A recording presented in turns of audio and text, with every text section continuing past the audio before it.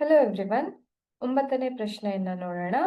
x plus 2y minus 4 ಸಮ 0 ಮತ್ತು 2x plus 4y minus 12 ಸಮ 0 ಈ ರೇಖಾತ್ಮಕ ಸಮೀಕರಣಗಳ ಜೋಡಿಯನ್ನು ನಕ್ಷೆಯ ಮೂಲಕ ಪ್ರತಿನಿಧಿಸಿದಾಗ ಇಲ್ಲಿ a1/a2 b1/b2 ಬೆಲೆಗಳನ್ನು ನಾವು ನೋಡ್ತಾ ಹೋದ್ರೆ ಅಂದ್ರೆ ಸಹಗುಣಕಗಳ ಸಂಬಂಧವನ್ನ ನಾವು ನೋಡ್ತಾ ಹೋದ್ರೆ a1/a2 ಏನಾಗತ್ತೆ 1/2 ಅನ್ನೋದನ್ನ ನೋಡಬಹುದು.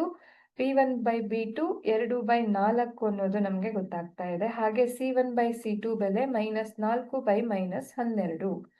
ಸೊ ಇದು 1/2 ಆಗತ್ತೆ, ಇದು 1/3 ಆಗತ್ತೆ.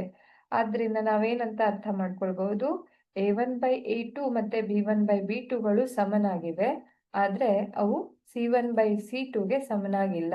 ಅಂದ್ರೆ ಅರ್ಥ, ಈ ರೀತಿಯ ಸಂಬಂಧವನ್ನ ಹೊಂದಿರುವಂತಹ ರೇಖೆಗಳು ಸಮಾಂತರ ರೇಖೆಗಳಾಗಿರತ್ತೆ. ಸೊ ಆಪ್ಷನ್ ಸಿ ಸರಿಯಾದ ಉತ್ತರ.